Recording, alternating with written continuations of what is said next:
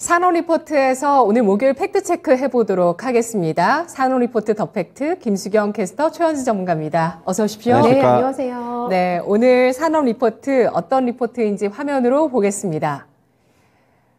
교보증권의 리포트입니다. 의료 산업, 글로벌로 나아가는 K-뷰티, 펴고 채우고 당기고 투자 의견은 따로 제시하지 않았습니다. 어제 이 리포트가 나왔는데 제목을 정말 잘 지었더라고요. 네. 딱 와닿으시죠? 네, 정말 네. 와닿고 요즘 트렌드인 것 같습니다. 뭐 찢고 높이고 이런 게 아니라 펴고 채우고 당기고 고령화 시대가 되면서 이런 또 뷰티에 대한 수요들 그에 따른 여러 가지 제품들에 대해서 좀 살펴보도록 할 텐데 먼저 국내 미용 시장의 성장 과정부터 알아볼까요? 네, 코로나 이전에 보면 저희가 강남이나 뭐 압구정도 나가면은 그 외국에서 성형 이런 의료 시술을 받으러 외국인들 굉장히 흔하게 볼 수가 있었잖아요. 네. 그만큼 뭐 우리나라가 미용 강국이라고 할 수 있을 정도로 해서 빠른 기간 안에 굉장히 크게 성장을 했습니다. 그런데 그 안에서도 지금 말씀해 주신 건 찢고 높이고 요게 아니라 비침습 그리고 채소 침습 이런 미용 시장이 굉장히 큰 성장을 보였다라는 게 그 안에서도 트렌드라고 할 수가 있겠는데요. 간단하게 말해서 뭐 지방 흡입을 한다거나 쌍꺼풀 수술 이런 외과적인 수술이 아니라 필러라던가 보톡스, 뭐 리프팅 같은 이런 시술이 대중화가 되면서 이런 게 굉장히 많은 분들의 선호도가 지금 나타나고 있는 상황이었습니다. MZ세대부터 뭐 나이 드신 60대, 70대, 80대까지 해서 굉장히 꾸준하게 큰 고객층을 형성하고 있었는데요. 그렇다면 왜 이 시술의 인기를 끌었느냐라는 부분을 생각해 보면은 외과적인 수술 하시려면 굉장히 부담이 되시죠. 비용도 많이 들고 아플 것 같고 뭐 부작용도 걱정이 많이 됩니다만은 거기에 비해서 저렴하고요. 일단 안전하다는 특징들 그리고 시술 기간이 짧습니다. 그래서 직장인분들께서도 굉장히 많이 이용하시는 시술이 많을 것 같고요. 회복 기간이 짧다는 점에서 많이 선호가 됐습니다. 성형 시장하고 시술 시장하고 그럼 비교해서 조금 보실게요. 네, 지금 자료 가지고 오신 거를 보시면은 하늘색 같은 경우에는 성형 시장이고요. 시술 시장은 파란색으로 표시가 됩니다. 전 세계에서 시행된 미용 성형 보시면은 2014년에 902만 건을 기록했고요. 매년 증가를 하긴 합니다만은 가파르게 성장하진 않았고 그러다가 코로나 영향으로 2020년에 크게 좀 감소하는 모습 확인을 보실 수가 있겠습니다. 반면에 시술을 보실까요? 네, 시술 같은 경우는 파란색 막대 그래프로 표시가 되고 있는데요.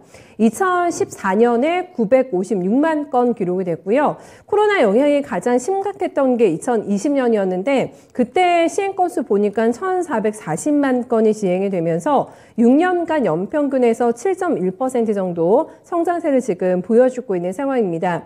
같은 기간 동안에 뭐 미용 성형 시술에서 미용 시술이 차지하는 비중이 51.5%를 나타내게 되면서 거기에서 이제 성장한 게 58.7%까지 올라왔습니다. 거의 60% 가까운 성장, 60% 가까운 지금 포지션이라고 볼 수가 있겠는데요. 미용 시술 안에서도 그러면 어떤 거를 가장 선호하느냐 이것도 관심이 있으실 것 같습니다. 그래야지 이제 기업을 골라내실 수가 있기 때문에 보톨리눔 톡신 43% 넘어가는 비중이었고요. 네. 히알루론산 필러도 많이 맞으시잖아요. 필러가 28% 기록하게 되면서 보톡스하고 필러 시장이 가장 크게 성장했다라는 것도 조금 더 디테일하게 살펴볼 수 있겠습니다. 네. 팩트를 체크해 보시면 이 미용, 성형, 수술, 시술 시장에서 이 미용 시술이 차지하는 비중이 58.7%로 과반 이상을 넘어서는 모습을 보여주고 있습니다. 요즘은 정말 시술이 대세를 이루고 있다라는 생각이 들고 또 그 리프팅 분야 자체도 굉장한 발전을 하고 있다는 걸 성형외과나 뭐 피부과 가보신 분들은 아마 다들 좀 이미 알거나 느끼시고 계실 것 같다는 생각이 드는데요. 자, 그동안 코로나 기간 동안 이렇게 또 계속해서 멈추지 않고 발전을 했는데 그러면 리오프닝이 되면서 하늘길이 열리면서 과연 그동안 좀 멈춰 있었던 외국인의 큰 손이 또 우리나라 시장에 복귀를 하게 될지에 대해서는 어떤 전망이 나오고 있을까요? 중요합니다. 왜냐하면은 뭐 국내에서는 어느 정도 한계가 있기 때문에 해외 진출하거나 아니면 직접 들어오거나 그냥 해외 고객들이 이게 이제 시장이 더 빠르게 성장하는 데는 굉장히 중요한 포인트라고 할 수가 있겠는데요.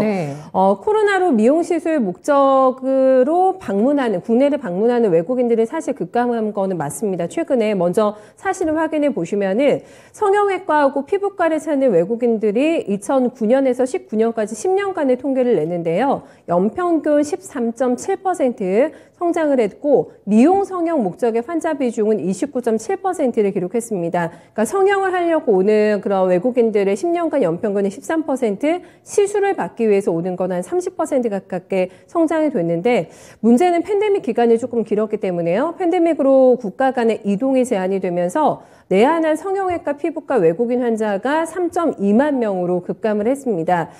외국인 환자 미용 성형 진료 건수를 보시면은 왜 큰 손인지를 보시면은 2019년 상반기에는 6만 4천 명대가 기록이 됐고요. 2021년 상반기에는 849명을 기록하게 되면서 2년 동안에 큰 폭의 감소였는데 98.7%가 감소가 됐습니다. 그러니까 팬데믹 전에 굉장히 많이 왔던 거죠. 네, 2019년의 통계를 보시면은 외국인 환자들의 미용 성형 진료 건수가 굉장히 많다라는 거를 확인해 보실 수가 있겠습니다. 그리고 2017년 기준으로 해서 보시면은 외국인 환자 1인당 그러면 얼마나 진료비를 쓰고 가느냐, 이것도 중요할 것 같은데 성형외과가 440만 원이었고요. 아무래도 성형외과가 조금 더 비싸죠, 비용이. 그리고 피부과 같은 경우에는 105만 원 정도를 1인당 썼다고 합니다. 이거를 고려하면은 사실 외국인 환자 비중이 높은 수도권, 이런 강남, 이런 성형외과 쪽에서는 외국인들 환자가 급감했다라는 굉장히 큰 매출 타격으로 이어질 수밖에 없을 거다, 이렇게 확인해 볼 수가 있겠고요. 그렇다면 앞으로 이게 회복이 될 것인가가 중요할 것 같은데 국가 간의 이동이 자유로워지게 이제 되면은 본격적인 리오프닝 시대가 되면서 의료 관광 재개될 거라고 봤고요. 왜냐하면은 잘합니다. 국내에서 워낙에 시술 잘하고 기술력이 높기 때문에 선호도는 여전히 높은 것으로 확인이 되고 있고요. 뭐 톡신이나 필러 그리고 미용 의료 기기 이런 기업들의 국내 수요 또한 같이 회복이 될 것으로 기대를 하고 있습니다. 네, 투자 포인트 잡아보겠습니다. 미용 시술 관련주를 모아서 또 투자 의견 내고 있던데요. 어떤 의견 나오고 있을까요? 종목별로 간단하게 포인트하고 목표가만 조금 잡아드리면은 대웅제약 가장 먼저 생각나시죠? 네, 대웅제약은 구조적인 성장이 계속되고 있다고 봤습니다. 그리고 나보타의 매출이 본격적으로 확대될 것이라는 점을 포인트로 근거로 들면서 19만 원 목표 주가 내고 있고요. 휴재 같은 경우에는 오늘도 좋은 뉴스가 나오기도 했습니다. 네, 톡신 제품 레티보 같은 경우에는 올해부터 글로벌로 많이 뻗어나갑니다. 뭐 중국이나 유럽, 미국 같은 글로벌 빅3 시장에 모두 진출할 것으로 예상이 되기 때문에 해외 모멘텀이 굉장히 강한 주식이라고 분류하고 있고요. 네, 목표 주가는 19만 원, 네, 휴재를 대해서 냈습니다.